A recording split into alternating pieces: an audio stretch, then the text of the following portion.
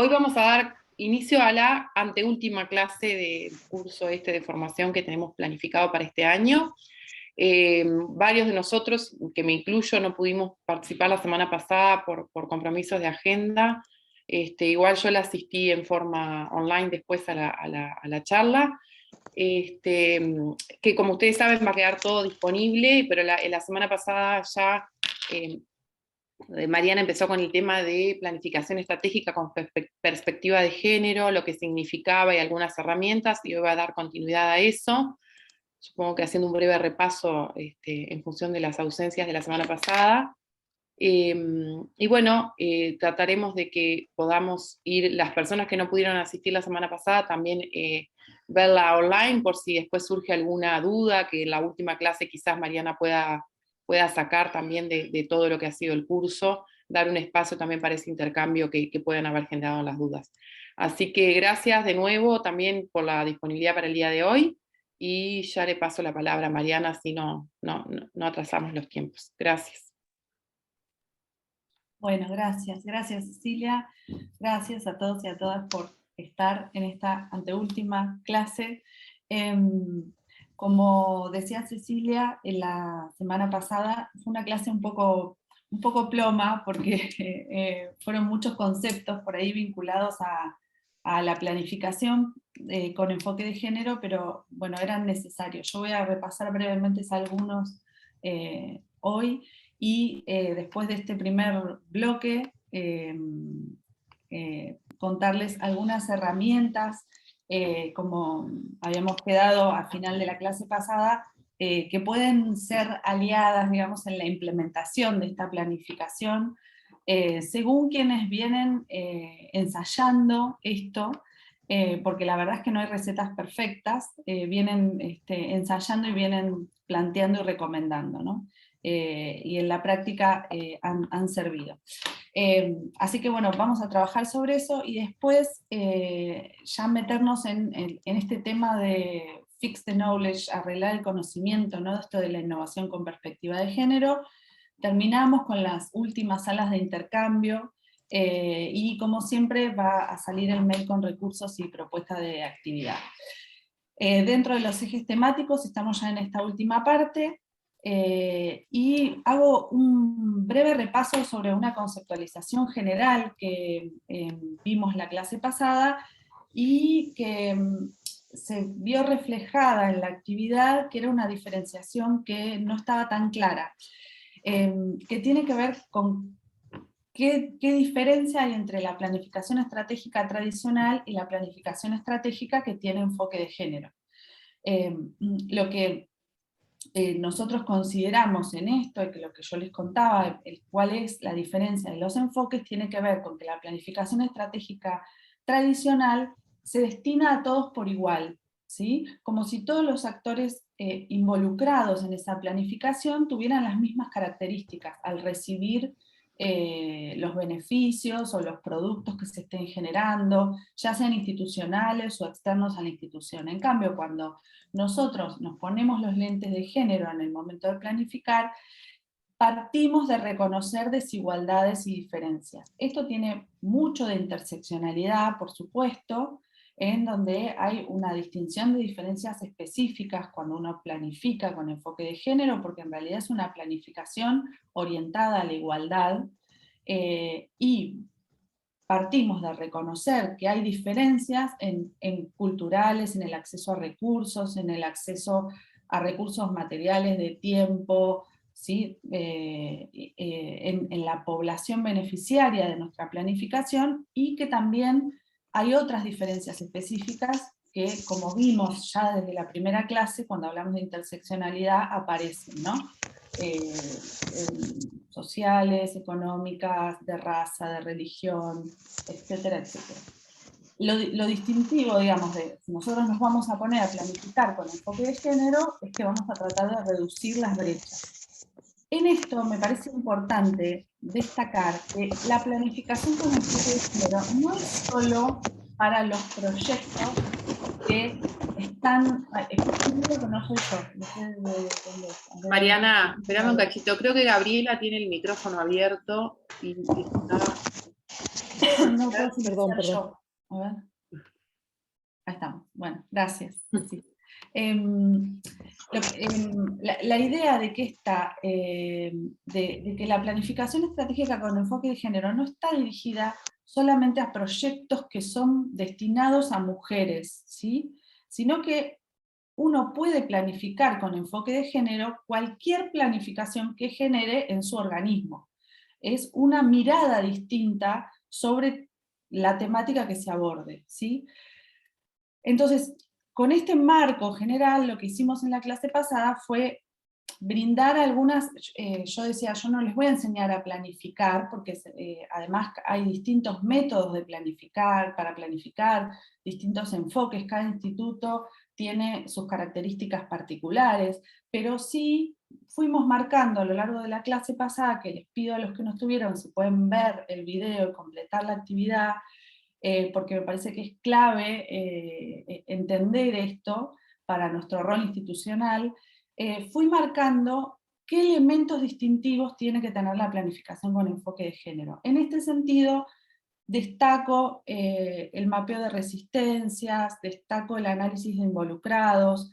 Piensen que una planificación con enfoque de género puede parecer reiterativa, pero nosotros al mismo objetivo podemos plantear lineamientos de acción distintos para hombres que para mujeres en la organización, ¿sí? Tiene una mirada distinta, entonces, bueno, ahí compartimos algunas herramientas, y hoy lo que pretendo es acercarles, por un lado, los resultados de la actividad, y por otro lado, algunas herramientas que tienen que ver con ya la implementación y que les pueden ser útiles.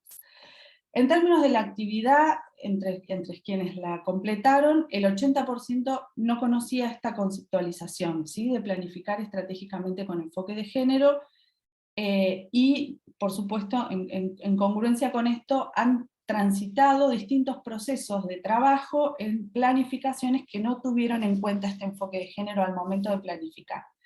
En el caso en que sí se ha dado esto de la planificación con enfoque de género, el 20% plantea situaciones que fue una exigencia de un organismo internacional para un proyecto, que tuvo que ver con una demanda externa, pero no internamente del instituto. Hay un par de instrumentos que se referenciaron en las respuestas que yo los subí a la guía de recursos de hoy. Les pido disculpas si alguien contestó esto ayer, pero lo terminé de armar el domingo, así que si alguien contestó esto ayer no está incluido. También me interesa avisar, que ya lo dijo Cecilia, creo, pero que esto queda abierto, o sea que si ustedes pueden completar, me parece que nos puede quedar un insumo regional interesante para pensar hacia el futuro cómo seguir, ¿no? O sea, todas las actividades quedan abiertas. Todos dijeron que estaban o de acuerdo o muy de acuerdo en esto de reconocer que sin haber planificado con enfoque de género, hubo pérdida de oportunidades de que los resultados de la investigación o de la innovación generada fueran más inclusivos y promovieran la igualdad.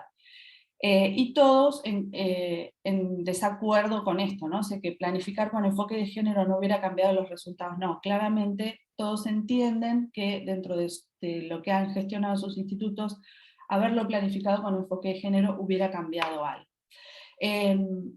Pedimos también qué fortalezas reconocían para implementar esta planificación estratégica. La más, lo puse por orden de aparición, por cantidad, la que más apareció fue esto de las exigencias de las fuentes de financiamiento, de incorporar el tema género, que este tema se esté poniendo en agenda, la experiencia de los institutos en relación a la implementación de planes y programas vinculados a género. En un caso dijeron por ahora la decisión política, la fuerza voluntaria que existe en las instituciones y el interés. Y después los obstáculos o limitantes, bueno, la falta de referentes, que hay equipos planificadores que no reconocen, digamos, esto en términos de qué oportunidad puede implicar o qué significa, y que lo venimos hablando en los distintos encuentros, solamente contar cuántas mujeres, cuántos varones estuvieron involucrados en el proceso alcanzaría, ¿no?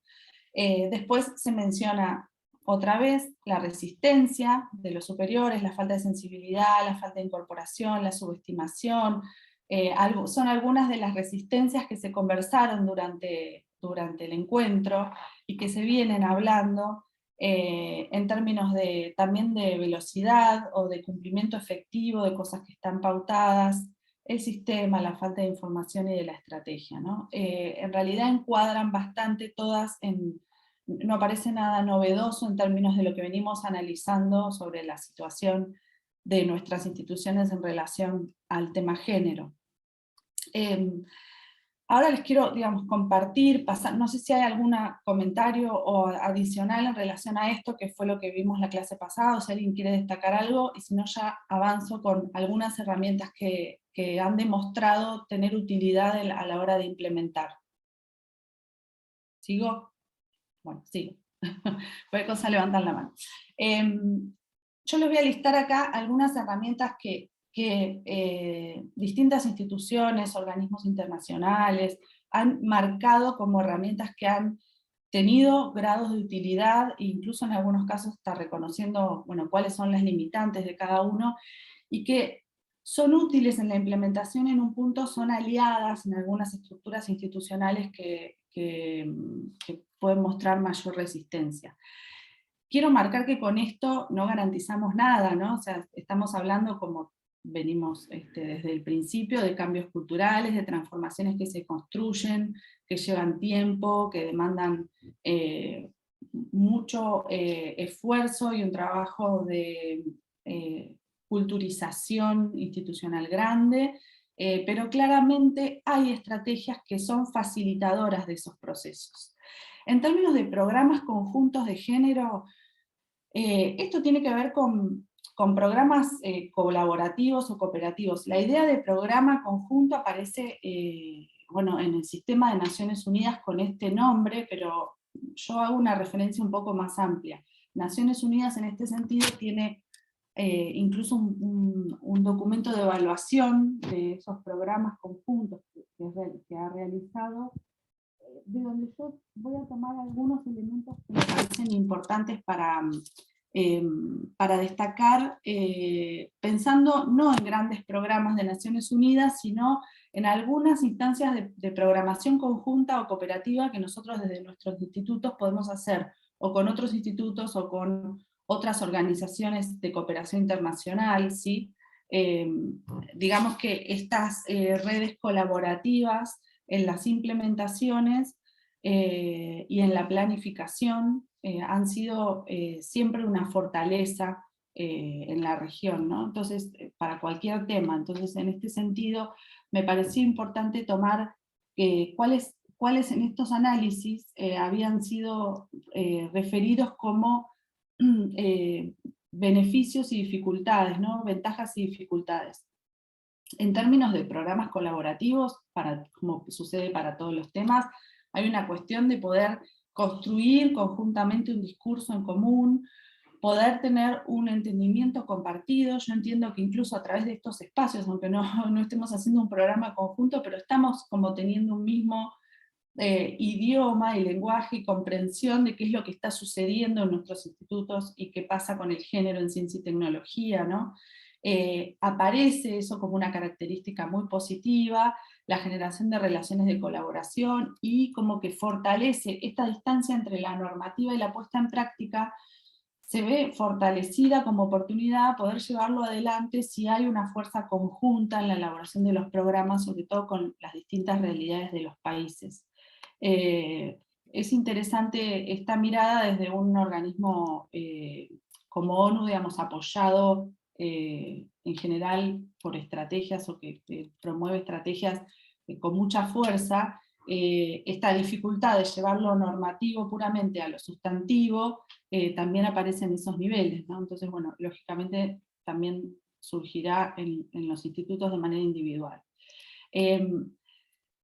Y plantea cuáles han sido las dificultades o las limitantes, y me parece que también esto es una oportunidad para que, si se piensan programas conjuntos vinculados a género, esto se tenga en cuenta. Por un lado, lo que se reconoce es que hay mucha más dificultad cuando hay una base analítica poco sólida. Cuando nosotros decimos no hay datos, no hay datos comunes, no hay indicadores comunes, no hay indicadores actualizados. Cuando vamos a buscar, incluso sobre, olvidémonos de lo institucional, cuando vamos a buscar información sobre mujeres rurales, apelamos siempre a los mismos datos, datos que son, que tienen sus años, que no siempre están ajustados a la realidad de cada país. Bueno, esa base analítica poco sólida es reconocida en todos los programas de género, y eso genera diseños de estrategias que no son del todo inclusivos porque no se tienen en cuenta todas las realidades que hay que tener, y además en términos de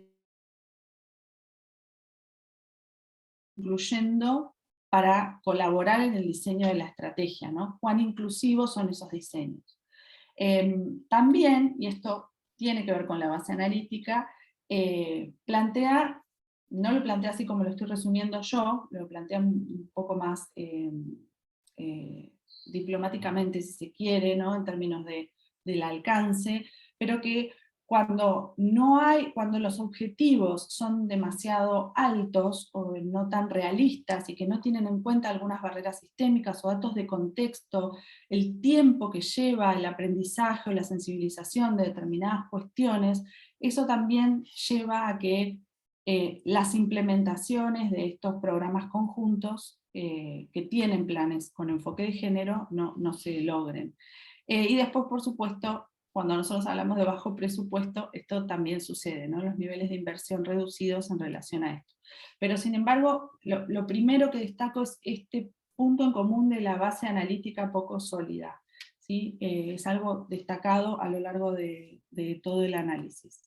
En este sentido, digamos, más allá de puntualmente de esto de ONU, claramente desarrollar estrategias conjuntas entre instituciones, por supuesto, mejora los procesos de formulación, pero después potencia mucho los recursos colaborativos entre las instituciones, ¿no? O sea, se pueden aprovechar mejor las capacitaciones, las competencias que tiene un instituto frente a otro, los instrumentos, la puesta en común de herramientas, y es muy legitimador cuando hay algunas culturas institucionales más resistentes, digamos, la posibilidad de que este acompañamiento sea conjunto y desde una cooperación que incluya a otros actores, muchos de los análisis vinculados a esto, más allá de, insisto, del de Naciones Unidas, demuestran que el impacto es mayor y que la legitimidad institucional,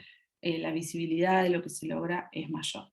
Después, otra herramienta son los compromisos de la alta dirección. Los compromisos de la alta dirección son como estrategias de implementación generales, digamos, de todos los temas, ¿no? Pero en este caso de género, hay muchas cartas compromiso, hay muchos documentos. No me refiero con esto a que la alta dirección haya incluido, por ejemplo, en el plan estratégico institucional el tema, como esta herramienta de compromiso, sino una carta compromiso, específicamente un documento identificable como el compromiso de la alta dirección con el tema de género. ¿Sí? No que el compromiso de la alta dirección en este sentido como herramienta no se refiere a que esté incluido el tema o a que esté mencionado, ¿sí? Sino que a que específicamente la alta dirección tenga una herramienta, y en esto hay lo que llaman compromiso SMART por las siglas en inglés, que tiene que ver con que sea un compromiso específico sobre género, que sea un compromiso medible en términos de plantear cosas que sean alcanzables y que uno pueda comparar si eso se alcanzó o no. No estoy hablando de métricas o estrategias detalladas en un compromiso, pero sí hacer un planteo de, bueno, si se incrementa el presupuesto, o si se incrementan los recursos, o si se hace un plan de capacitación, de fortalecimiento, de sensibilización, que eso esté expresado y que se pueda comprobar si realmente se logró o no, en términos de lo alcanzable o no que es ese compromiso. Hay compromisos que tienen tal ambigüedad en un punto que uno tiene que ver, es parecido a lo que hablábamos de la transversalidad, ¿no? Termina no midiéndose, no se sabe dónde está, que sea relevante en términos del impacto del alcance de los beneficiarios de ese compromiso, de la institución en donde ese compromiso se está planteando. Esto vale también para empresas privadas que trabajan sobre compromisos de género, lo voy a mencionar, incluso hay normas de certificación que son específicamente para esto, no tiene que ver solamente con instituciones del sector público o empresas públicas. Y después que que esté establecido en el tiempo el compromiso, que se plantee, no sé, para el próximo periodo de tantos años, ¿sí? Para el próximo trienio, que esté establecido como compromiso para después reformularlo. Un buen compromiso aporta respaldo, el impacto potencial está reconocido en ese compromiso y garantiza o debería garantizar financiamiento para la implementación, ¿no?, de esas acciones. Después hay otra herramienta que es muy útil y muy conocida en términos de planificación, que son las listas de control, pero en género las guías de orientación son algo que se ha multiplicado mucho en distintos ámbitos. De hecho, algunos de los documentos referenciados en las respuestas de ustedes tenía que ver con esto de guías, ¿no?, de guías de orientación. Por supuesto que nada de esto solo, digamos, distribuyo listas de control o guías, esto debería ir de la mano siempre de la capacitación y de la sensibilización. Lo mismo también las cartas compromiso, ¿no? O sea, o el compromiso de la alta dirección. No son cosas que uno distribuya sueltas sin algo más de información, de comunicación, de capacitación, de sensibilización. Pero en esto, lo que tiene esto de particular en los institutos como los nuestros de ciencia y tecnología agropecuaria, es que gran parte de los equipos profesionales de estos organismos no tienen por qué saber de género. Sus carreras universitarias y de formación específica no abordaron estas cuestiones y estas temáticas. De hecho, aún en carreras más sociológicas, estas temáticas no están del todo abordadas o incorporadas en los marcos curriculares vigentes en muchos de los países. Entonces, parte de quienes tienen que implementar estas estrategias y estas planificaciones son recursos institucionales que no saben del tema ni tienen por qué saberlo.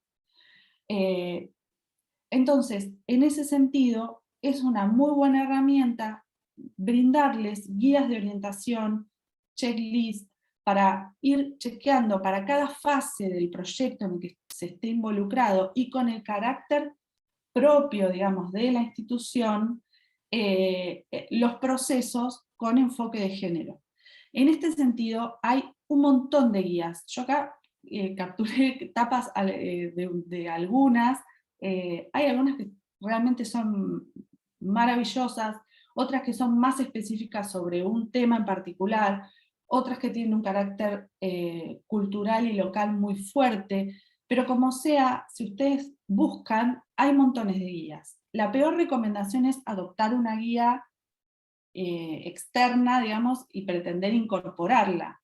Si una característica debiera tener alguna de estas herramientas, es claramente que tiene que ser una guía propia, ¿no?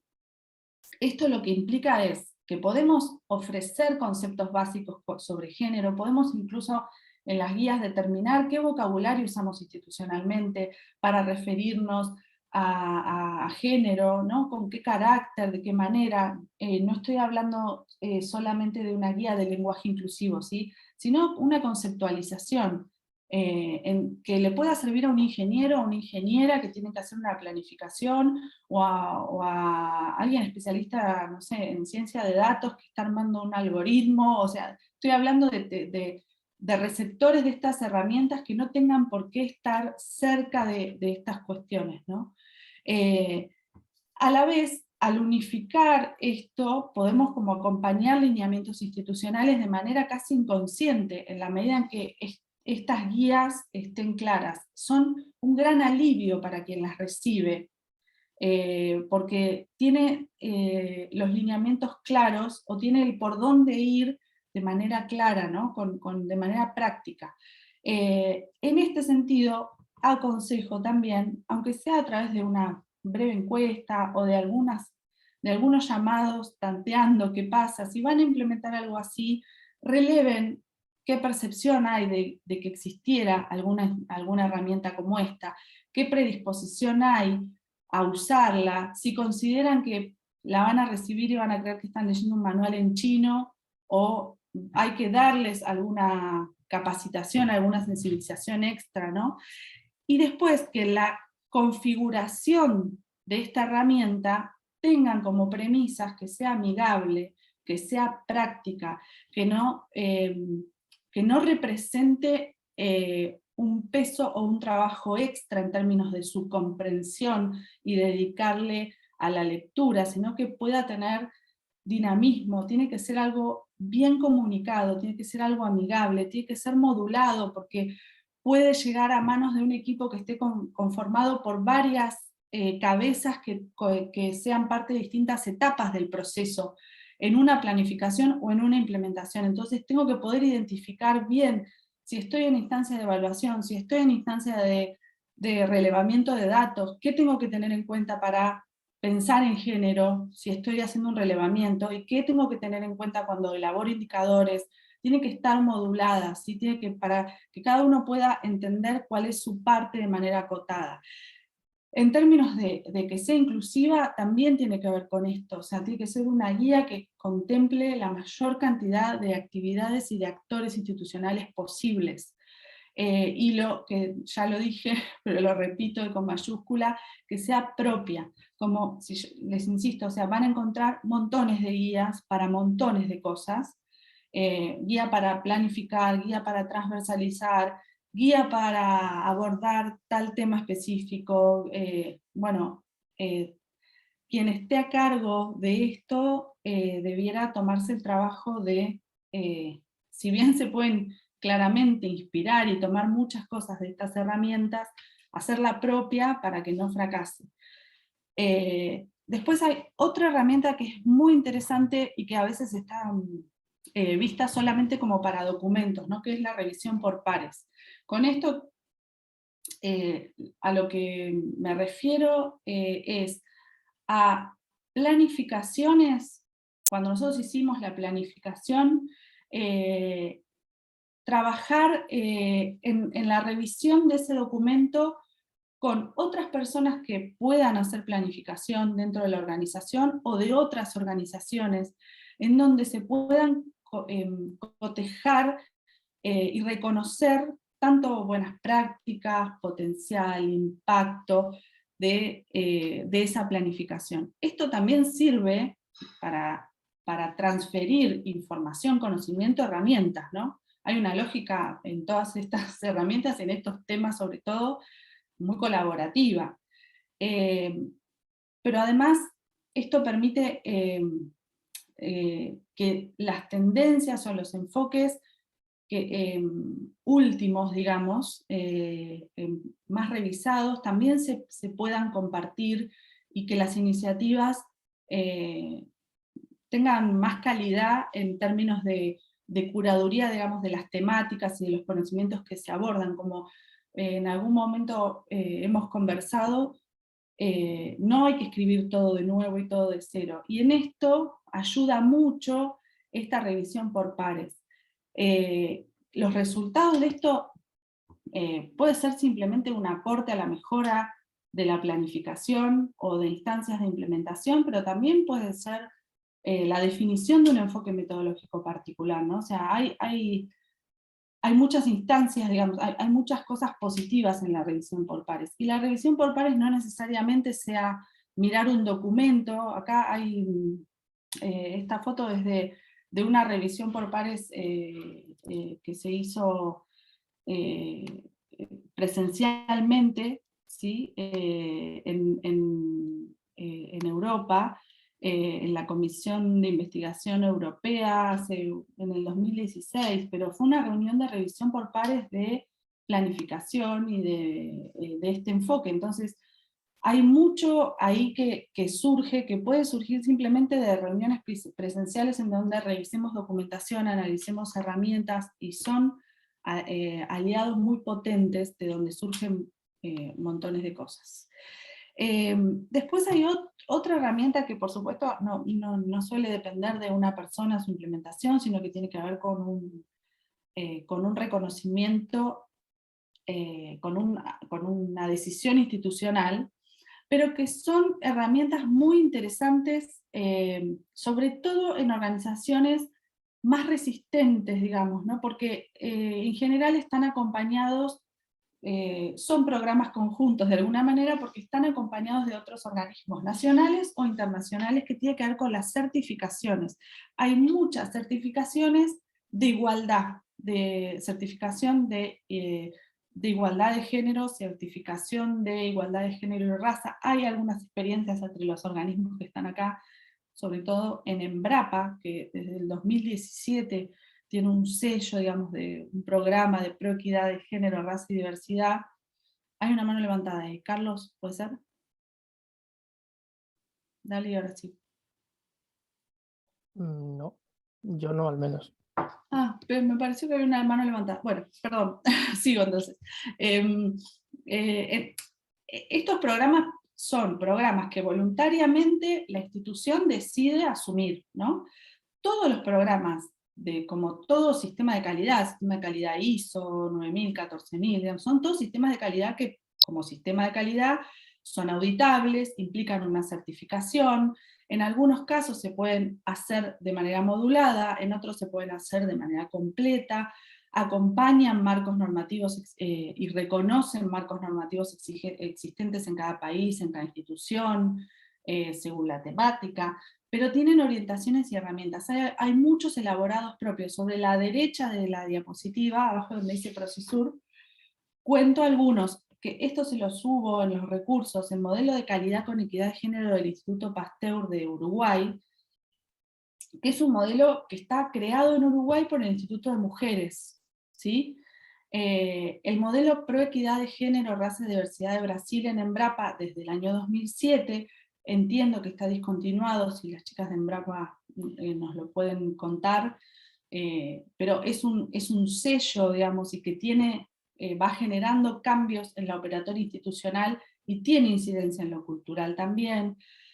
Después en Chile está, dependiendo del Ministerio de Mujeres, el sello Iguala, que es un sistema de gestión de igualdad de género y conciliación de la vida laboral, familiar y personal en las organizaciones.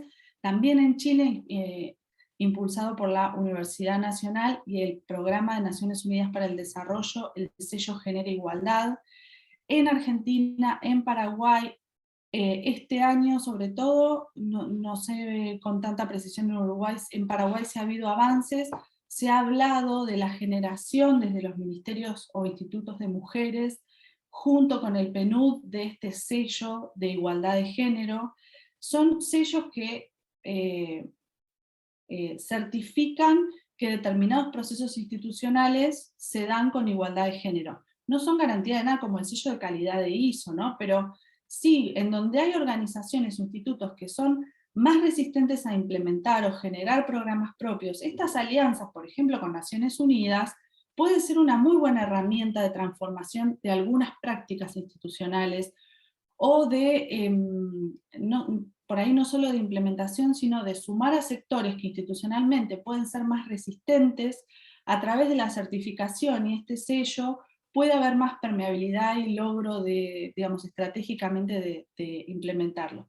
En México la norma de igualdad laboral y no discriminación, y después, ahí está Lorena Clara con la mano levantada, ahí te doy la palabra y termino con esto. Lo que les quería decir es que en el sector privado, corporativo sobre todo, hay mucha fuerza de esto en la última década.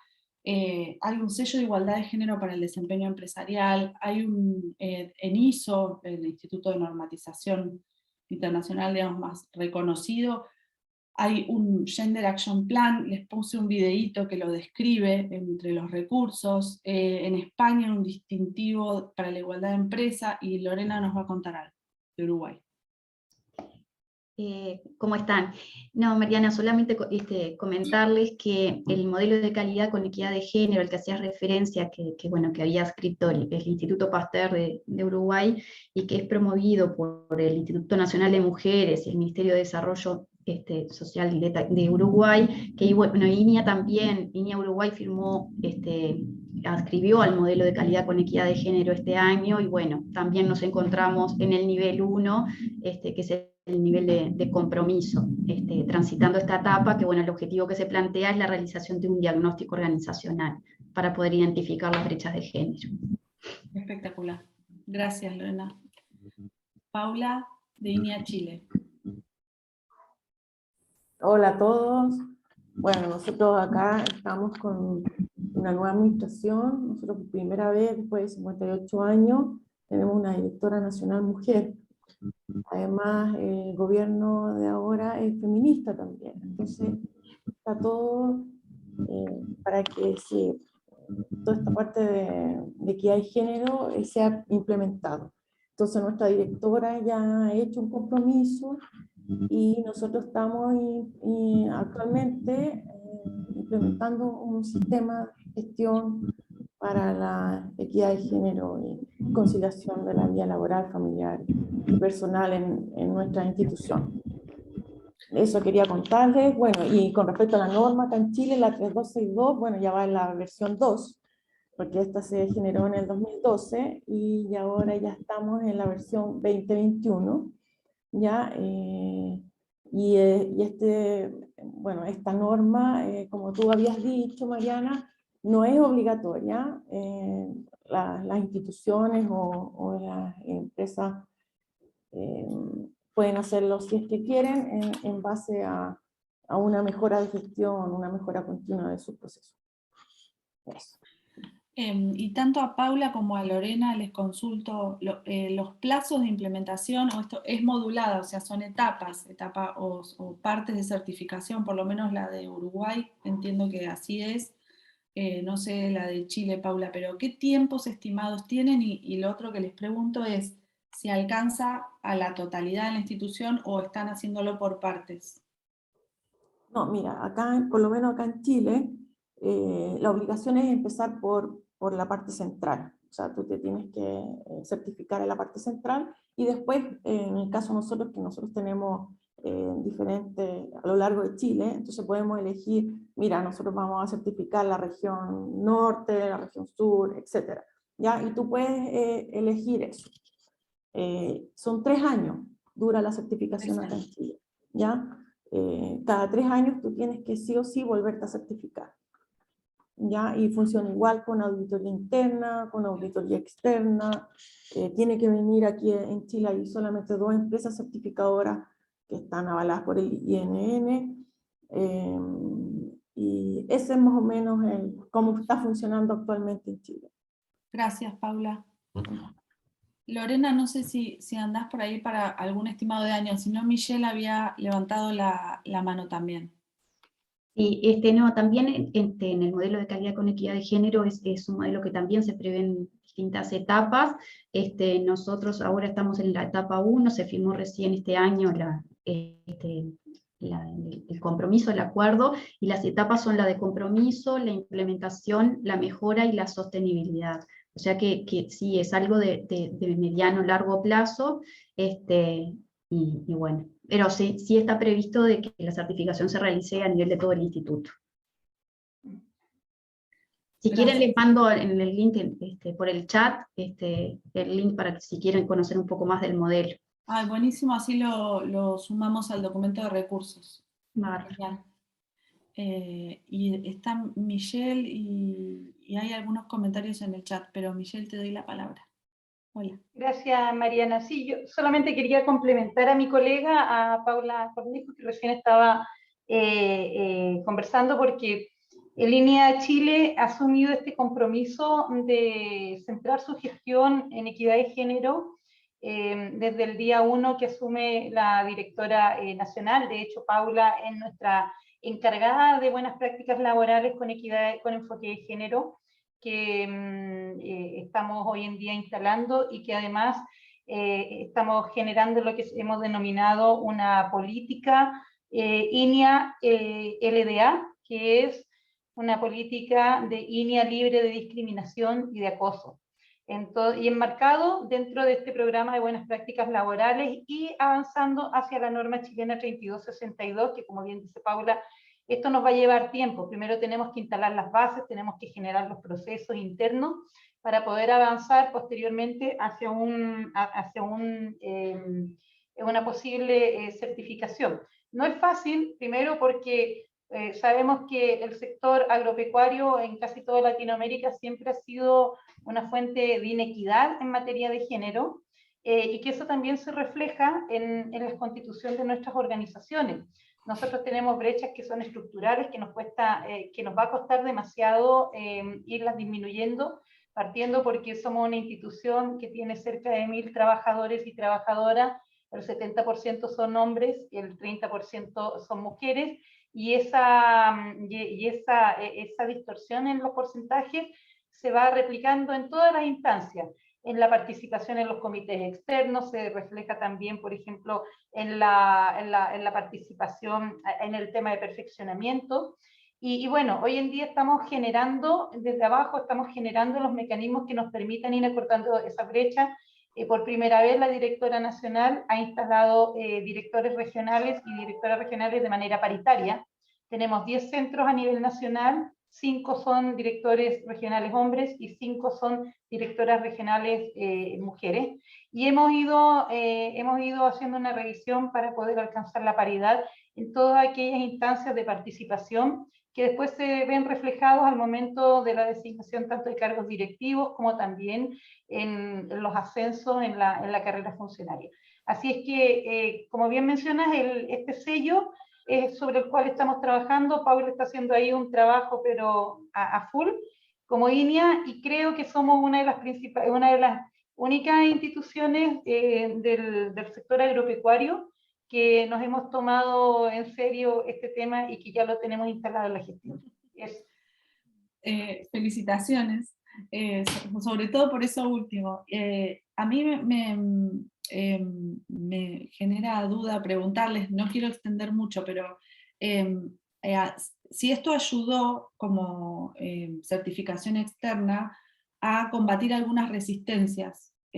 No sé cómo lo ven tanto Lorena, Paula o en Embrapa. Nos comenta también Claudia de Embrapa que en noviembre del 2021 Embrapa fue contemplada para recibir el sello del programa Pro Equidad de Género en la 6ª edición, y en el 2022 la norma de selección de jefatura general fue actualizada con un ítem que incentiva la candidatura de mujeres a concursar por el cargo de gestión de jefatura general de las unidades. No sé si lo traduje bien, pero es interesante saber eso también de Brasil.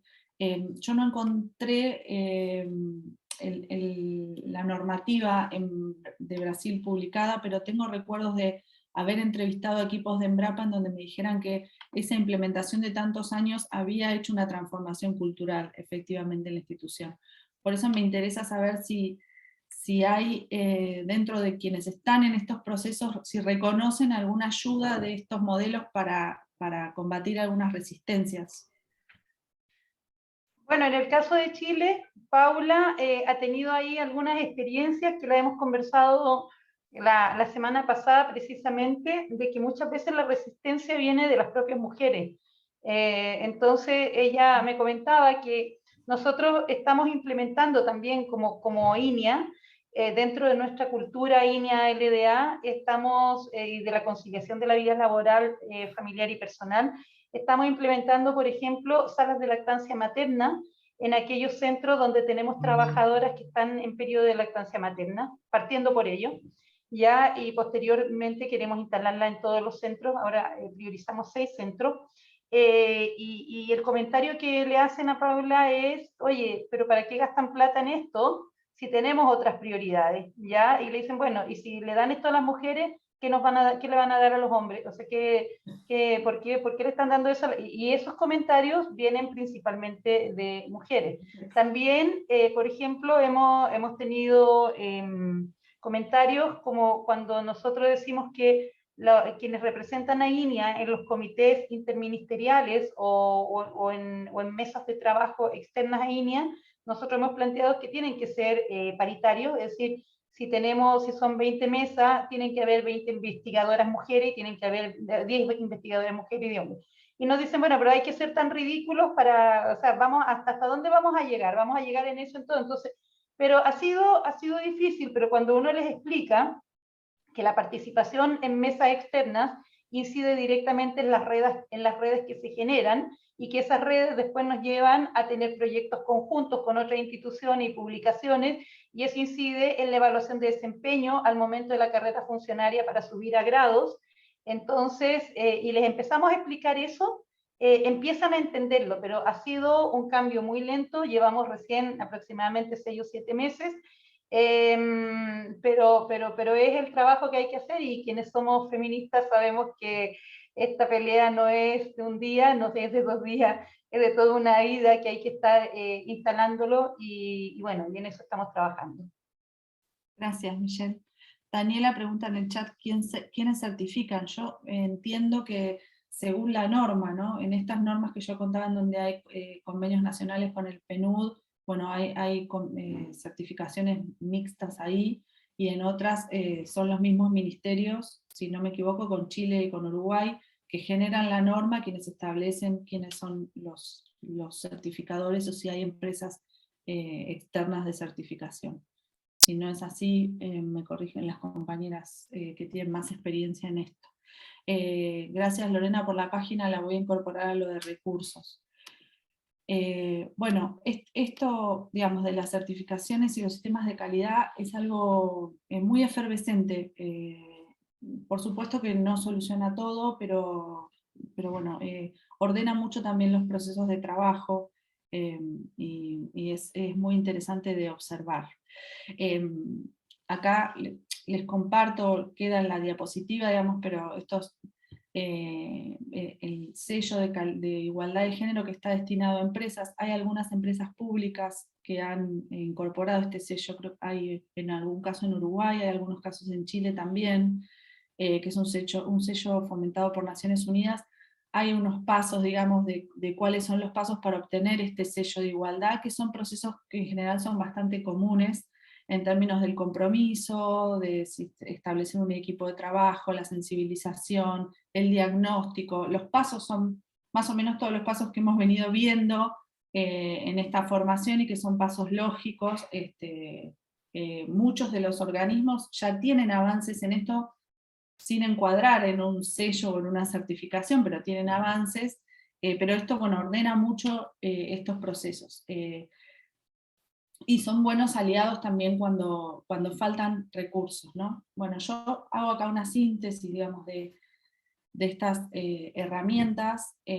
Seguramente puede haber más que estas, pero son las más destacables, y destaco en esto también que, perdón la redundancia, que tanto la capacitación como la sensibilización, la comunicación, no son herramientas aisladas en esto, sino que atraviesan cada una, ¿no?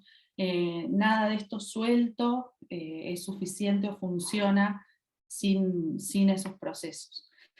Yo con esto doy como por cerrada, digamos, la instancia de hablar de planificación estratégica con enfoque de género, si bien acompaña lo que viene ahora, que es hablar de esto de gender innovations y de la dimensión de género en la investigación y en la ciencia, en esto que tiene que ver con lo que venimos hablando también de arreglar el conocimiento, ¿sí? En este sentido, en este nuevo tema, no es tan nuevo en relación a que parte de la planificación estratégica con enfoque de género garantiza que nosotros estemos incorporando la dimensión de género en los proyectos. Entonces no están separadas. Pero como temática me parece importante destacar la parte, sobre todo por la movida internacional que hay con estos temas y las implicancias, y porque además tiene mucha fuerza y mucho peso en lo que es investigación y ciencia. Entonces me parece que lo pertinente es marcarlo específicamente por fuera de lo que es la planificación estratégica con enfoque de género. Como para clarificar algo que es muy elemental, pero para descartar las obviedades, digamos, de entrada, que haya la misma cantidad de investigadores e investigadoras entre los equipos, entre los roles, como criterio de evaluación de propuestas, estos criterios de financiamiento internacional en donde se pide paridad.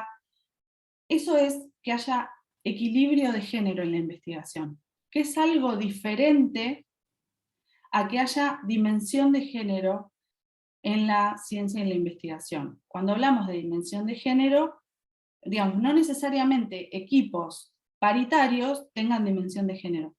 No significa lo mismo, ¿sí? Entonces, que haya una dimensión de género en la investigación es que en todo lo que es investigación, desarrollo e innovación se contemple y se considere las diferencias en el proyecto desde el momento cero. Hoy la dimensión de género es un requisito obligatorio en todos los proyectos de investigación e innovación de la Unión Europea, ¿sí? Es requisito obligatorio. Si no hay dimensión de género en una propuesta de proyecto que quiere financiación, hay que explicar y justificar por qué. Porque puede ser un tema que no lo requiera, pero por defecto tiene que estar. Puedo tener que justificar por qué no está, ¿sí?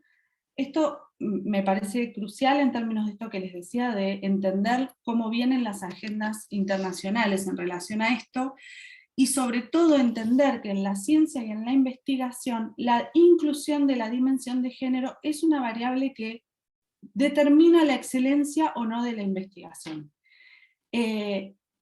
Acá los dos grandes motores internacionales de estas temáticas son Horizonte Europa y Gender Innovations, que es el espacio dirigido, estos dos están totalmente vinculados, dirigido por Londa Schevinger, que yo se las he mencionado, esta historiadora de Stanford que generó en el año 2009 este espacio de analizar y crear métodos prácticos de análisis de sexo y género interseccional en la ciencia y en la investigación, abordando un montón de temas y de metodologías. En ese proyecto están involucrados la Unión Europea, la Fundación de Ciencias de Estados Unidos, Canadá, países de Asia, bueno, es toda una movida internacional en donde se han generado métodos de investigación prácticos para incluir la perspectiva de género en la ciencia y en la investigación. Pero voy a pasar a un video de Londa Schevinger, que lo va a explicar mejor que yo. Compartimos esto como para entender un poco mejor a qué nos referimos con la dimensión de género en investigación, desarrollo e innovación, y después volvemos, conversamos un ratito más sobre algunos aspectos específicos. La clase que viene, quiero dedicar parte de la clase a entender algunos de los métodos de trabajo que han incorporado en esta mirada.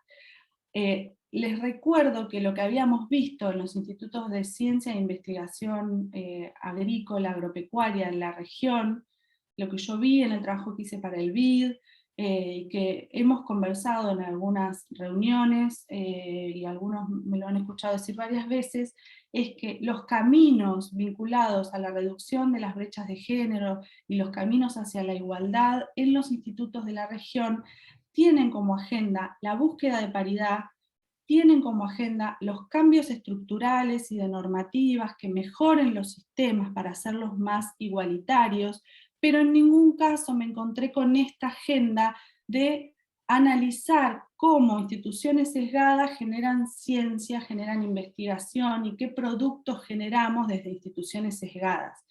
Es lo que ella plantea como arreglemos los números, arreglemos las instituciones, arreglemos el conocimiento, ¿sí? La ciencia como producto, que dice Diana Mafia. Vamos a enfocarnos ahí en esta última parte de la capacitación. Dejo de compartir acá y me voy a compartir con sonido incluido la conferencia de Londa Schevinger. Están viendo, ven como un videito con ella en el costado a la derecha, ¿sí? Bien, ahora me avisan el sonido. Ella habla inglés, no habla nada de español, es una conferencia que yo hice algunos recortes para no hacer un mega video, pero les pongo el link completo en los recursos para que puedan verlo. Es una de las pocas que conseguí con buena traducción y buen audio. El resto están casi todas en inglés. Hay mucho de ella dando vueltas en internet si lo quieren buscar y ahondar un poco más. Va de cualquier cosa, tema sonido, me avisan. Ha reunido a 200 científicos, ingenieros y expertos en géneros en una serie de talleres colaborativos. Se han implantado nuevas políticas en la Unión Europea, en Canadá y en los Estados Unidos. Y también ahora hemos ampliado el programa a Silicon Valley con una serie de mesas redondas tecnológicas para empresas líderes como Facebook, Google, etc. La Innovations tiene que ver con la integración del género, el sexo y el análisis interseccional en el diseño de la investigación. La cuestión es cómo podemos aprovechar el poder creativo de género y sexo y el análisis interseccional para el descubrimiento. Este enfoque añade dimensiones valiosas a la investigación, lleva a la investigación hacia nuevas direcciones.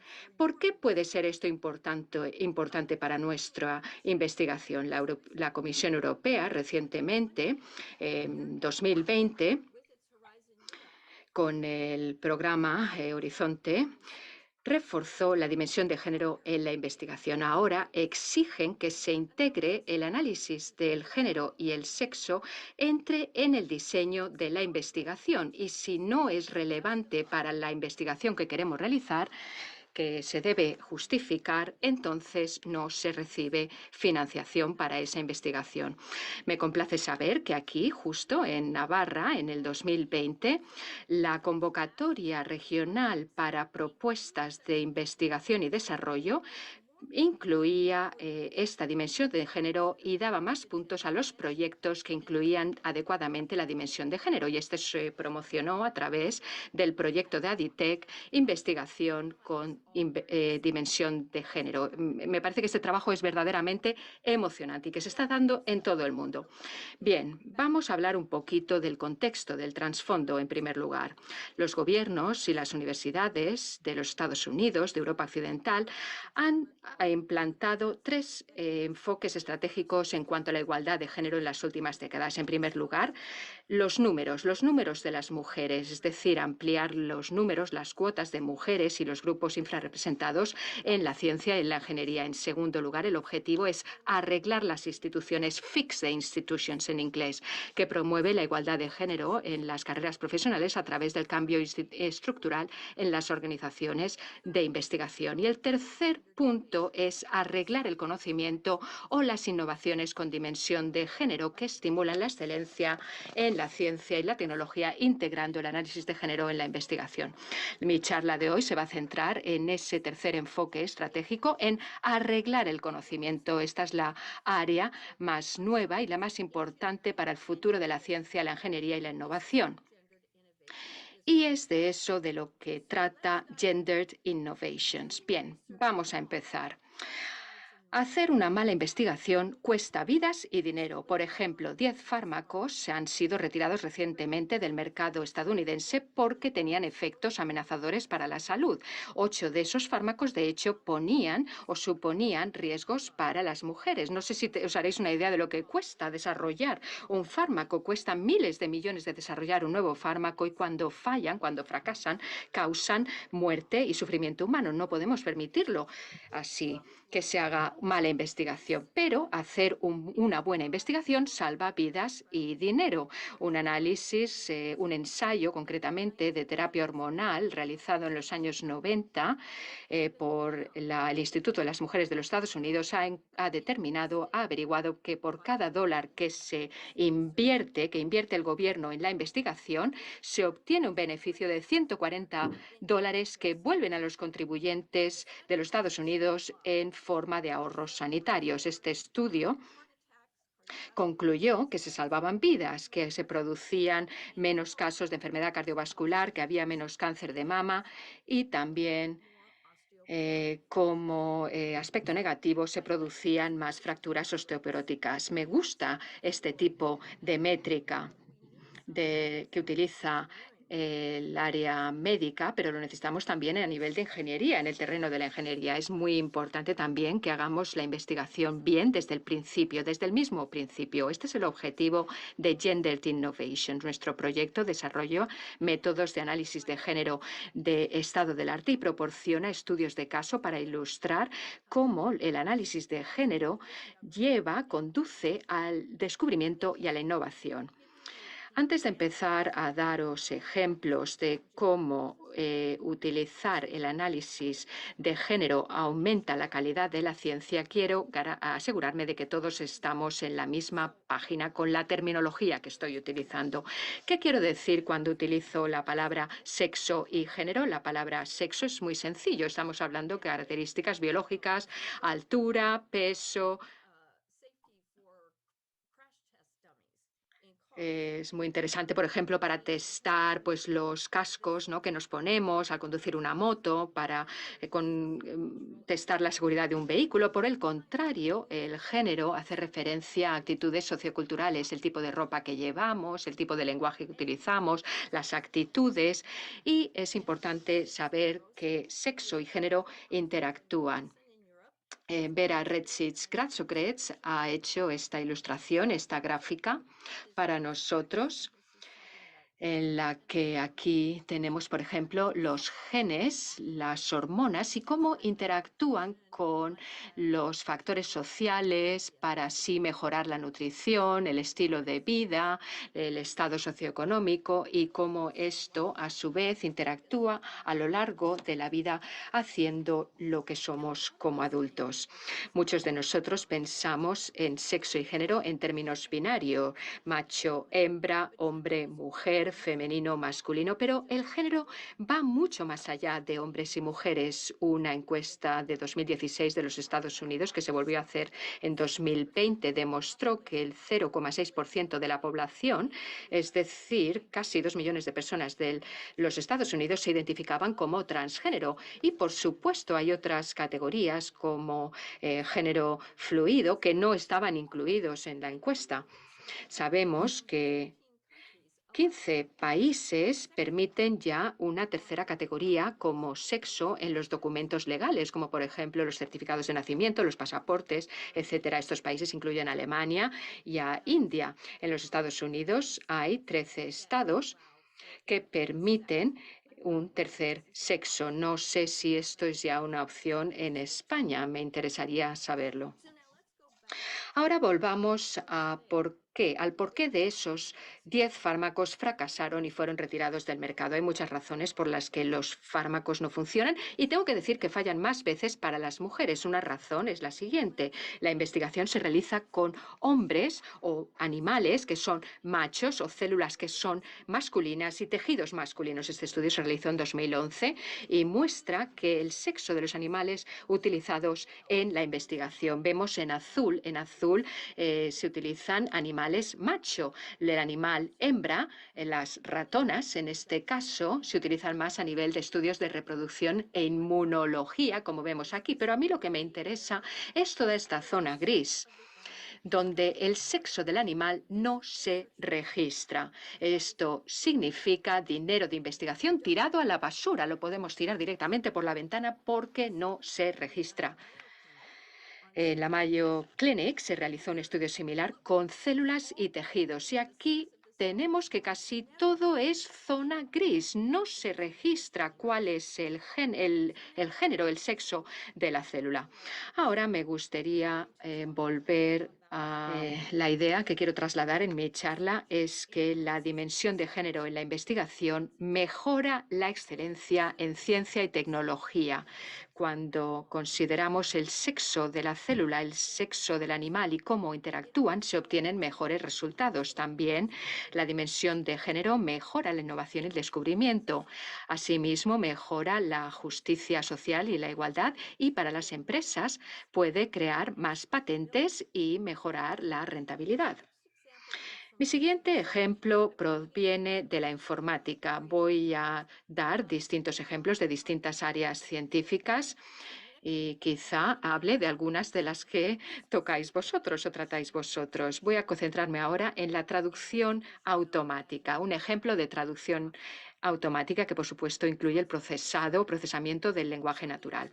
Aquí tenemos la historia. Hace un par de años, hace unos años, estuve en Madrid, que por cierto me lo pasé muy bien, y me entrevistaron algunos periódicos españoles. Yo no leo español. Puedo leer francés, puedo leer alemán, pero bueno, cuando volví a casa metí los artículos en el Google Trad y me quedé totalmente sorprendida cuando vi que se hacía referencia a mí como él. Él dijo, él escribió, él pensó. Y se hacía refiriendo a mí, a Londa Shivinger. Google Trade había utilizado el masculino por defecto. ¿Cómo puede ser que una compañía como Google cometa un error tan fundamental? ¿Cómo puede ser que se traduzca por defecto al pronombre masculina él dijo frente a ella dijo simplemente porque se utilice más veces? Aquí tenemos una imagen bastante interesante. Sabemos de Engbrand, otro producto de Google, que el ratio, el índice de él dijo frente a ella dijo, se ha reducido dramáticamente. Por ejemplo, en los 60 se utilizaba 4 veces más que en los años 2000.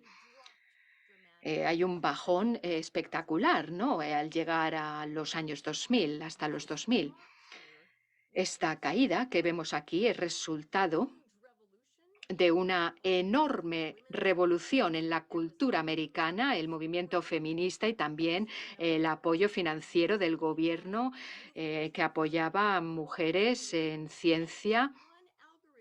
¿Y qué pasa? Que con un algoritmo Google borra 40 años de revolución del lenguaje y además lo hacen sin querer, porque ahí está su sesgo, el sesgo de Google no consciente de Google Trad.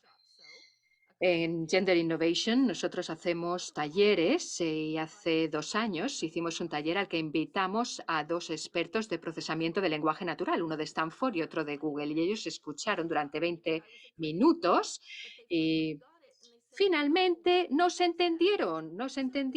entendieron lo que acabo de exponeros. Pero tener que arreglar las cosas es un esfuerzo por parte de nosotras, de tener que estar actualizando constantemente las cosas. Y yo me pregunto, ¿cómo puede ser que los ingenieros de Google, que muchos han estudiado en universidades tan prestigiosas como Stanford, cómo puede cometer un error tan básico? Y bueno, yo hablé con todos estos ingenieros y les pregunté, ¿qué está haciendo Stanford mal?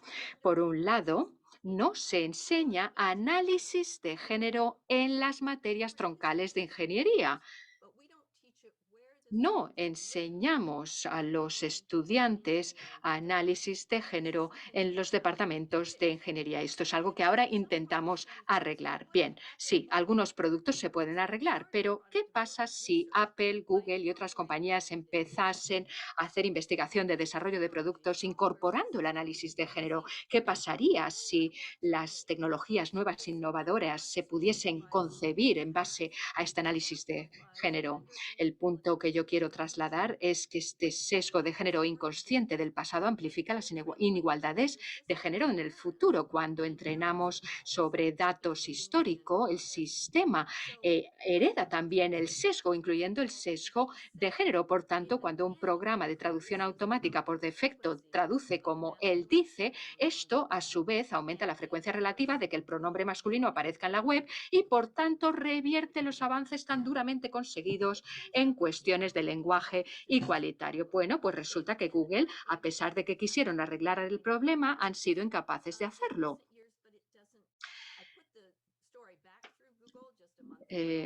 Hace unos meses hice la misma prueba y todavía no lo han arreglado, pero está claro que siempre es más difícil arreglar algo que ya está instaurado, ¿no? Si la plataforma básica ya está implantada.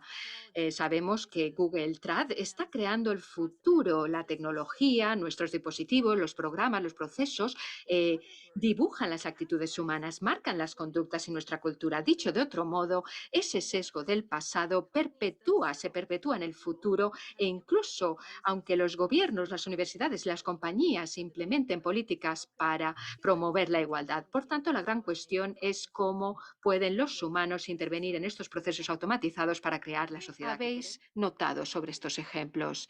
Cada ejemplo se centra en una única dimensión social aislada, el Google, la búsqueda de Google, el reconocimiento de imagen, o en la raza, los dispensadores de jabón o los oxímetros. Por eso necesitamos un nivel de análisis mayor, más alto, es decir, necesitamos interseccionalidad o enfoques interseccionales. ¿Qué queremos decir con este término? La interseccionalidad describe las formas solapadas o interseccionadas de discriminación relacionadas con género, etnicidad, edad, estatus socioeconómico, o ubicación geográfica, orientación sexual. Este término se acuñó en 1989 por Kimberly Crenshaw para descubrir cómo interactúan y se interseccionan múltiples formas de discriminación. Yo soy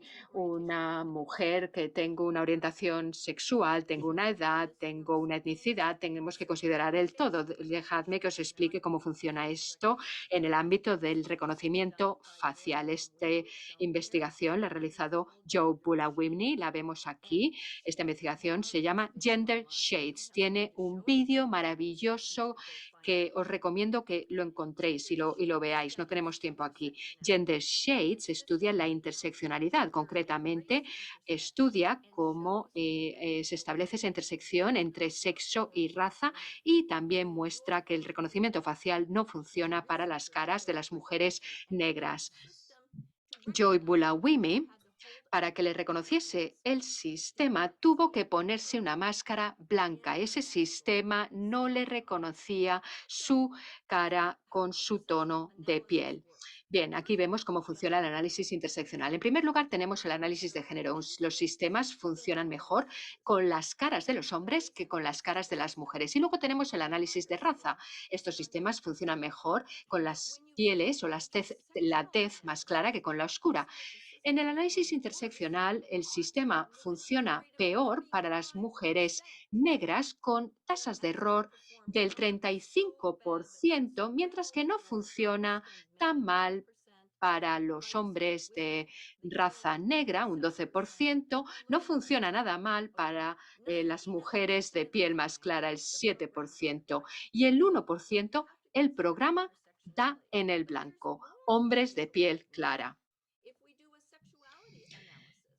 ¿Qué pasa si hacemos un análisis de sexualidad? El sistema no reconoce las caras transgénero, especialmente durante los periodos de transición, porque las personas transgénero a menudo toman hormonas que van cambiando los rasgos faciales y tienen aspectos diferentes en momentos diferentes. Y están viniendo en todos los lugares, en los restaurantes, en los aeropuertos. Los robots están diseñados en un mundo en el que hay normas de género, identidades de género y relaciones de género. Estamos hablando de reglas no habladas de género que encontramos en el lugar de trabajo, en la familia, y que interactúan con el individuo de una manera específica, forman parte de la cultura, y los humanos, seamos diseñadores o usuarios, tendemos a dar género a las máquinas, pero las máquinas no tienen género, pero nosotros tenemos esa tendencia a darle género a las máquinas porque en la cultura humana el género sigue siendo una categoría social primaria. Hay muchos diseñadores de robots y especialistas en robótica y en interacción humano-robot que mantienen que dar género a los robots puede ser bueno, porque así cumple las expectativas de los humanos. Por ejemplo, un robot de enfermería debería tener género femenino, porque así cumpliríamos las expectativas de la mayoría de los humanos que esperan que una enfermera sea una mujer. ¿Colaborarán mejor los pacientes si este robot es una mujer? ¿Se tomarán más las medicinas? ¿Harán los ejercicios? Bien, aquí tenemos cierto riesgo, cierto peligro. En el momento que los usuarios asignan género a una máquina, tenemos estereotipos. Es como lo que he hablado, ¿no?, del machine learning.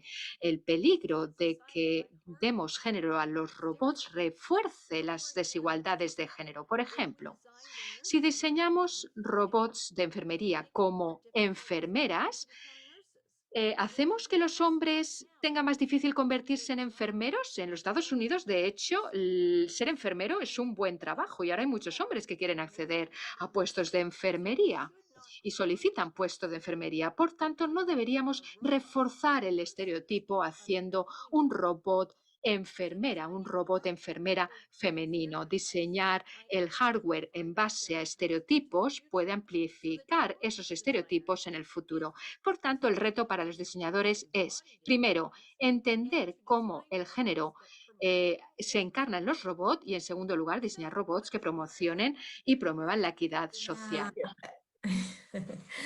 Voy a ver un par de preguntas del público para Londa. Una sería, en los proyectos de investigación hay un presupuesto económico limitado, entonces, ¿cómo se puede incorporar esta dimensión con un dinero limitado previamente?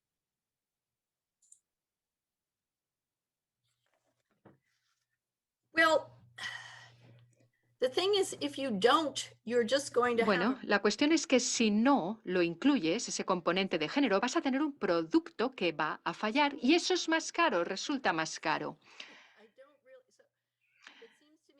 A mí me parece que hay que elegir un proyecto que puedas hacer correctamente y de manera excelente y buscar financiación para ello.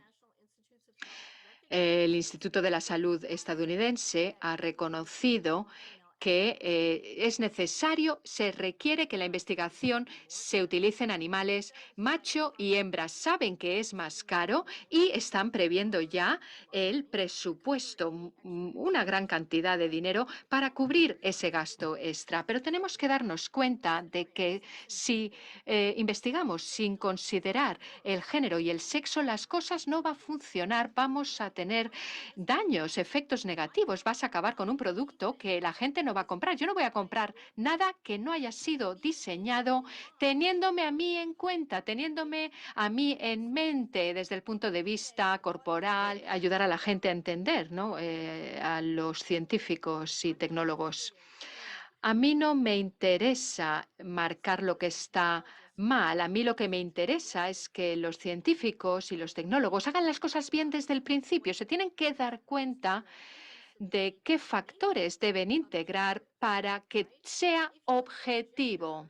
Si ignoramos el género, si no tenemos una ciencia neutra, tenemos un sesgo, tenemos una ciencia que no es objetiva, pero el objetivo es crear objetividad.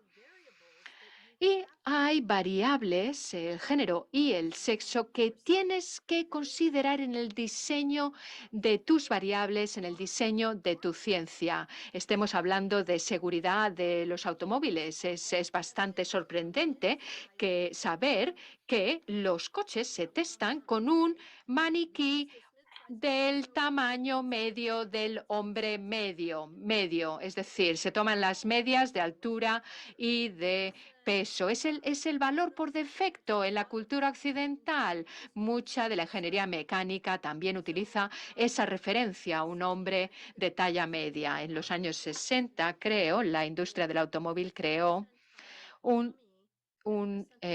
maniquí para el 5% de una población femenina, es decir, hicieron un maniquí muy pequeñito que tampoco con ello comprende el esqueleto de la mujer, el sistema muscular de la mujer y cómo se puede lesionar una mujer en un accidente de coche.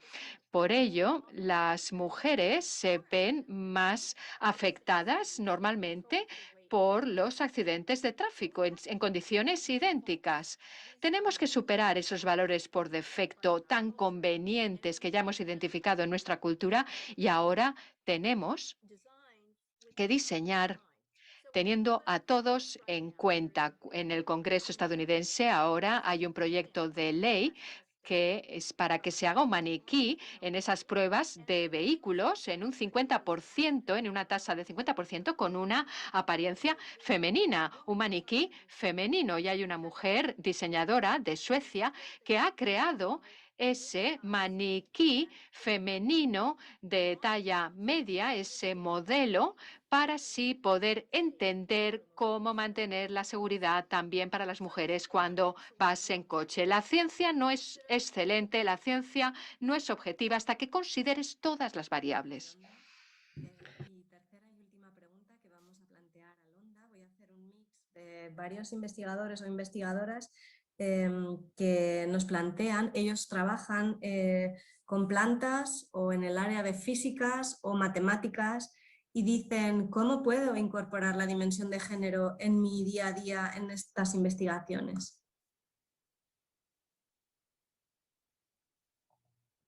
Well, it's my view that some fields like pure mathematics. Bueno, en matemática pura no tiene, o física pura no tiene dimensión de género. Si solicitas fondos europeos, simplemente dices que no es relevante para tu proyecto, para tu trabajo y lo justificas y ya está, lo aceptan. En el momento en que la física empieza a aplicarse, entonces se empieza a ver ejemplos porque entran en juego los componentes sociales. Mi hijo es matemático, por ejemplo, y la matemática pura está claro que no tiene un componente de género. No intentamos forzar el componente de género allí donde no es relevante, donde no es pertinente, porque hay muchos otros lugares donde sí. En cuanto hablamos de organismos vivos, siempre hay una dimensión de sexo. Bueno, espero que haya sido claro. Mi idea ahora es seguir, no sé si alguien tiene algún comentario o observación. Yo quisiera seguir con algunos ejemplos más de estos últimos meses, porque puede sonar que se escuchan siempre los mismos ejemplos y que el problema no es tan vigente.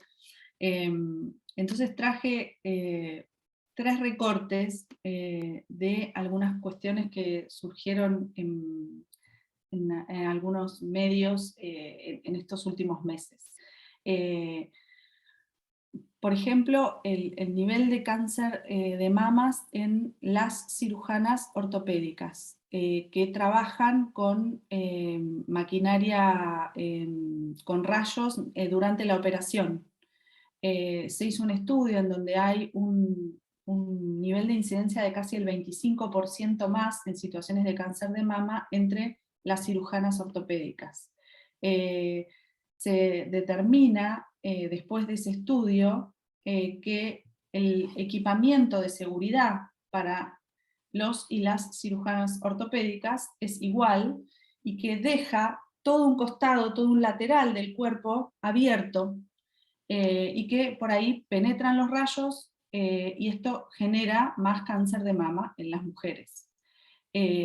Bueno, esto es claramente un diseño de equipamiento de seguridad sin perspectiva de género.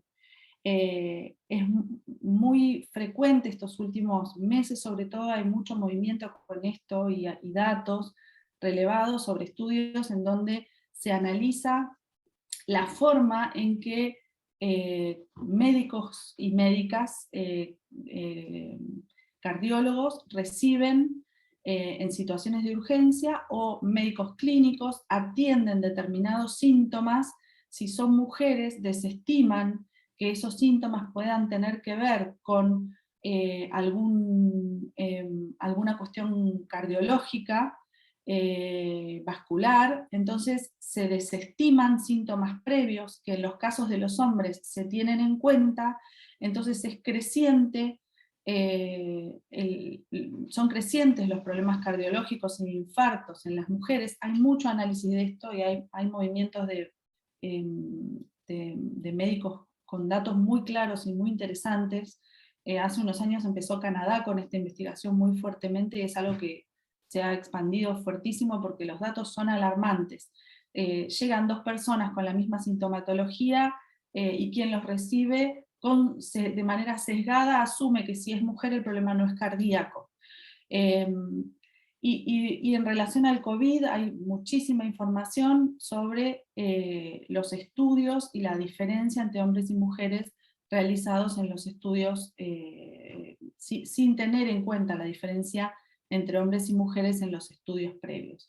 Lo que quiero decir con esto, si bien por supuesto los ejemplos de salud son ejemplos más extremos y más evidentes, cuando Londa Givenchy habla de inteligencia artificial, de robótica, hay también elementos que tienen que ver con, ella al final de esa conferencia habla de el cambio climático y cómo afecta a las tortugas hembras y machos. Entonces, ¿por qué hay un 99% ahora de tortugas hembras? Porque el calentamiento del océano hace que la reproducción animal sea el género, digamos, que surge después de la reproducción sea más femenino, digamos. Hay una cantidad de áreas en donde este problema aparece, que por supuesto lo médico y los algoritmos que no funcionan o que no funcionan bien son como los más evidentes, pero también aparece en casos vinculados a la innovación y al desarrollo tecnológico en la ruralidad. No solo en los productos que se generan, sino en esto de ampliar o perpetuar desigualdades sobre determinados estereotipos. Sobre todo pienso yo en esta instancia de digitalización de la agricultura, en donde aparece mucho más fuerte la idea de maquinaria y de robotización, pero también sobre sesgos de participación, sobre diseño de productos que tienen que utilizarse o deberían poder utilizarse de manera igualitaria. En el proyecto de Gender Innovations hay un caso que se ejemplifica de unas redes de enmalle para pesca en Bangladesh, en donde al tener en cuenta la perspectiva de género, se diseñaron redes con materiales más livianos para que las mujeres pudieran utilizarlos, porque si no era imposible que las mujeres pudieran utilizar esas redes de enmalle. Digamos, no son temáticas que están ajenas a la ciencia y tecnología agropecuaria, todo lo contrario, por eso los traigo con tanto énfasis. Y no recuerdo, perdón si lo dije en esta capacitación, pero hay un caso que conversé con una investigadora de Colombia, en donde ella contaba un desarrollo de un frijol con muchas, fortalecido, digamos, nutricionalmente, una intervención biotecnológica, digamos, para tener un producto que estaba enfocado a las poblaciones más vulnerables, con mucha mejor capacidad nutricional. Fueron 2 años de investigación cuando ese producto se lanza y se envía no solo al mercado, sino que se envía a las poblaciones más vulnerables. Se nota que las mujeres no adoptan ese producto y que no se lo dan a sus hijos. Cuando se empieza a indagar el por qué, bueno, resulta que esa variedad de frijol tardaba el doble de tiempo en cocinarse. Bueno, esto claramente es una intervención sin tener en cuenta las condiciones y la perspectiva de género al momento de diseñarlo, ¿no? Y de qué sucede en una mujer que demanda, no sé, o leña o garrafa para la producción, ¿no? Entonces, bueno, hay ahí mucho para trabajar y mucho para analizar.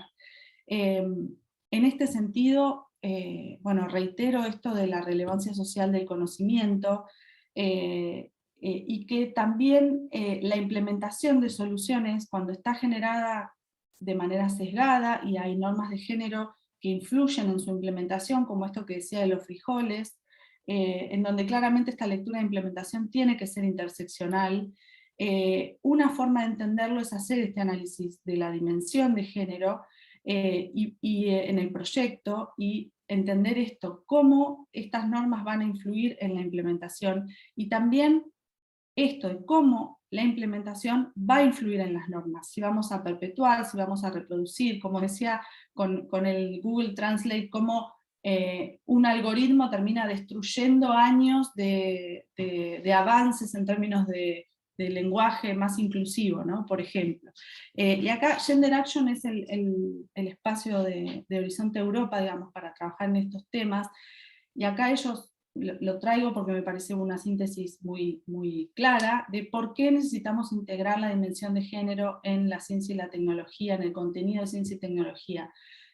Dicen, bueno, toda célula tiene sexo y toda persona tiene género, porque agrega valor a la investigación, como se venía diciendo, ¿no? Excelencia, replicabilidad, bueno, oportunidades de negocios. También porque implica comprender más profundamente las necesidades de todos y todas las personas. Y en esto la mirada interseccional es clave. Y después que todos los bienes y servicios que se van a generar se van a adecuar mejor a todos, ¿no? La relevancia social de lo que se genera, por supuesto que es más adecuada. Yo con esto, digamos, quisiera conversar brevemente sobre esto, si se les ocurre algún ejemplo, pero con esto doy como cerrada la conceptualización de a qué nos referimos con esto de innovación con perspectiva de género. Ceci.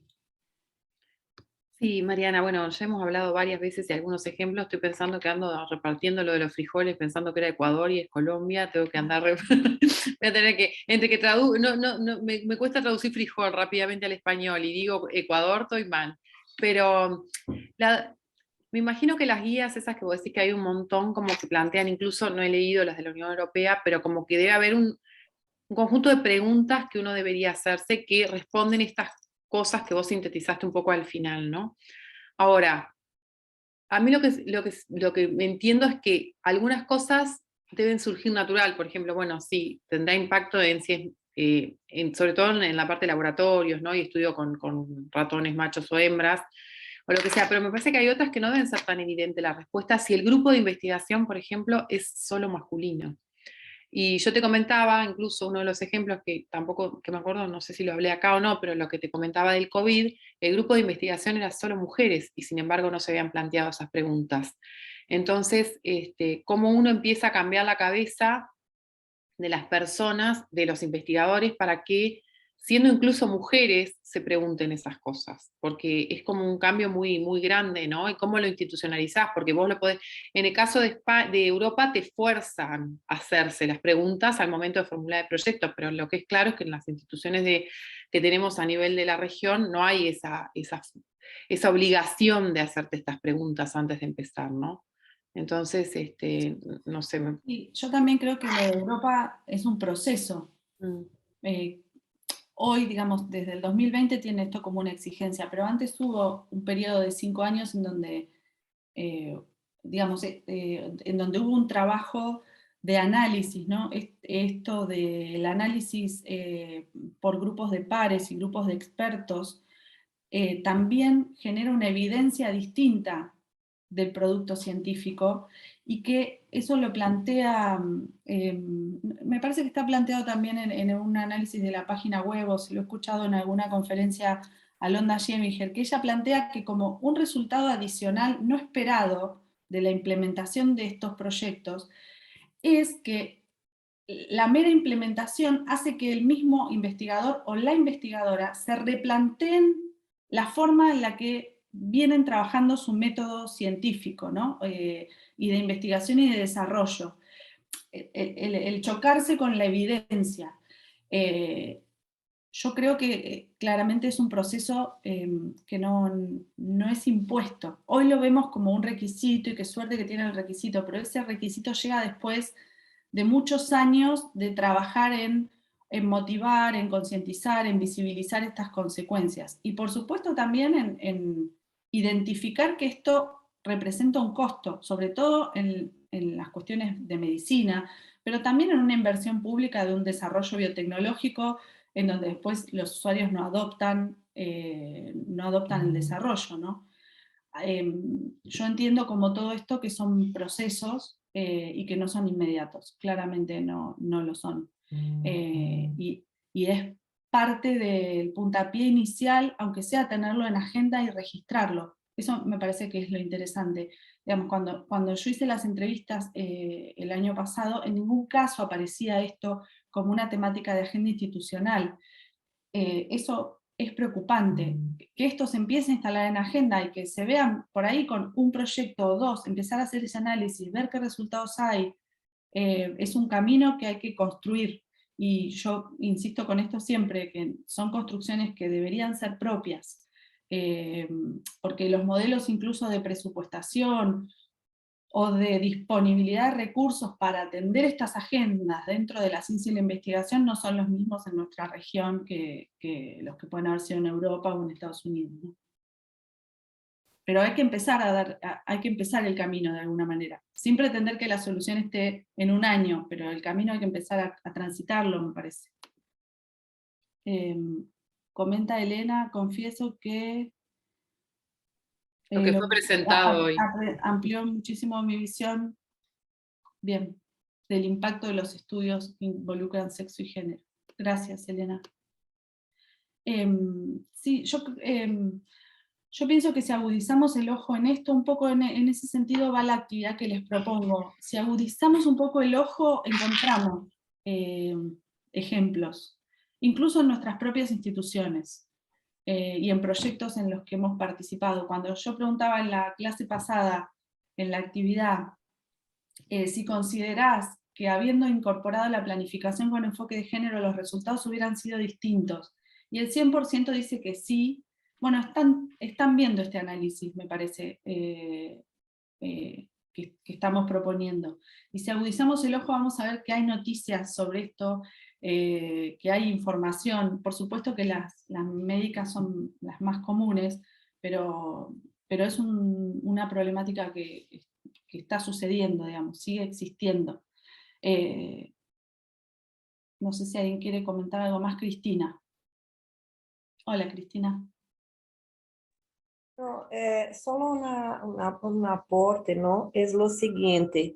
Para que por ejemplo, en Embrapa hay algunos trabajos, pocos, ¿no? Donde tiene ahí algo que hable sobre la realidad de la mujer que vive en las áreas rurales de Brasil. Hay alguna cosa.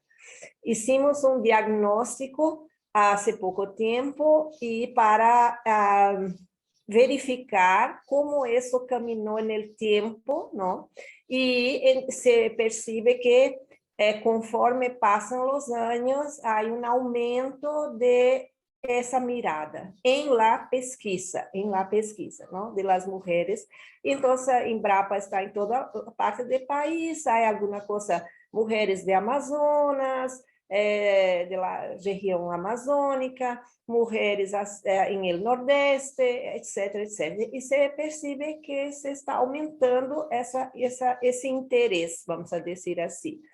Pero todo, assim, hacer el diagnóstico ya es algo difícil. Aí entra a questão que a senhora habla sobre, por exemplo, tu tienes los sistemas de la empresa para verificação, e usamos uma búsqueda, não, de todas as publicações. Há coisas, não há o tag mulheres, por exemplo, e depois também para buscar, por exemplo, imagens, porque estamos começando todo um trabalho para ser um banco de imagens. Não há esse tag. Então, assim, há todo um processo que não é simples, de que a gente das bibliotecas de buscar todas as publicações e colocar um tag, porque se não há um tag para que hacer a búsqueda, não, mulher, não há essa palavra, tu não encuentras. Então, só isso é uma coisa assim tão simples e tão difícil, sabe, para ser um diagnóstico, por exemplo. As imagens, 5.500 imagens, há um banco aí adentro, a muchacha tuvo que abrir uma por uma para ver, temos imagens das mulheres no campo e todo. Há melão. Há uma mulher em um campo de melão, não sei se é melão que se habla em espanhol agora. Bueno, uma fruta X, há o nome, pero no dice mujer con a fruta en la mano, no tiene esa palabra. Entonces, así, hay que abrir uno por uno para colocar el tag mujer rural, alguna cosa, para que uno tenga esas imágenes, porque no hay. Entonces, empieza por lo más básico, ¿no?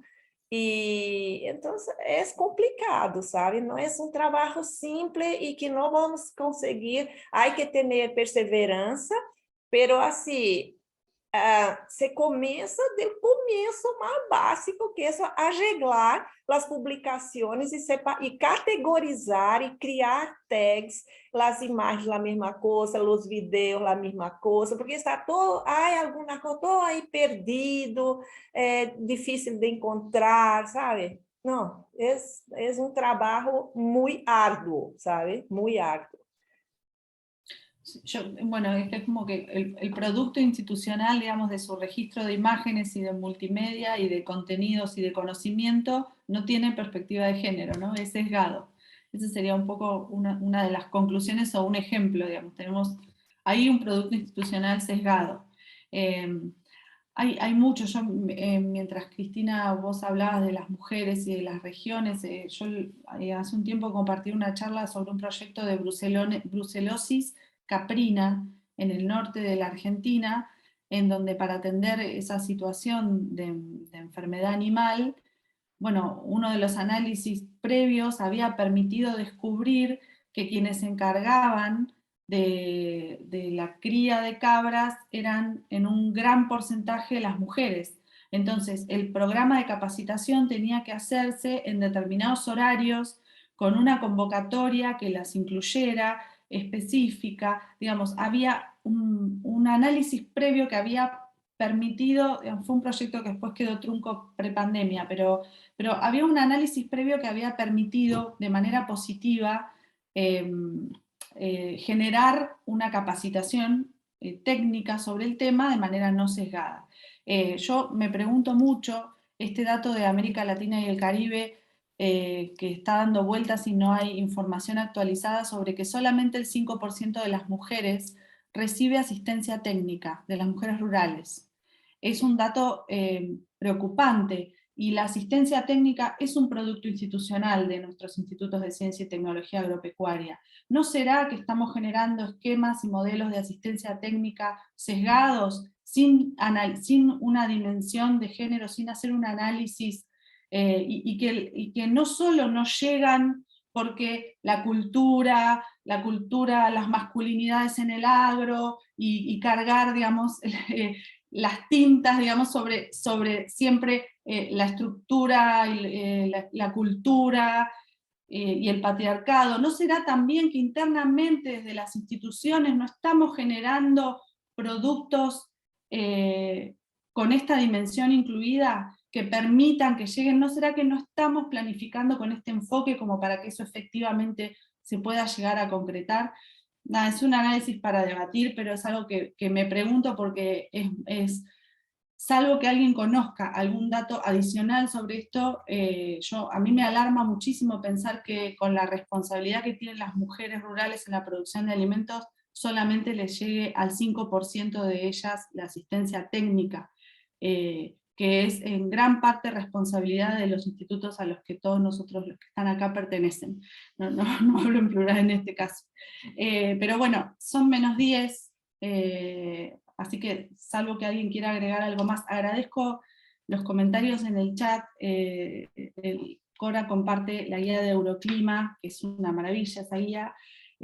Loida, bueno, agradezco mucho tu comentario, y bueno, las dejo en las salas de intercambio, los dejo en las salas de intercambio. Les pido, por favor, prestar atención a la actividad propuesta, a ver si podemos construir algo ahí al resto de las que están abiertas, y no sé si alguien quiere agregar algo más, y si no ya pasamos a las salas y nos vemos dentro de 15 días.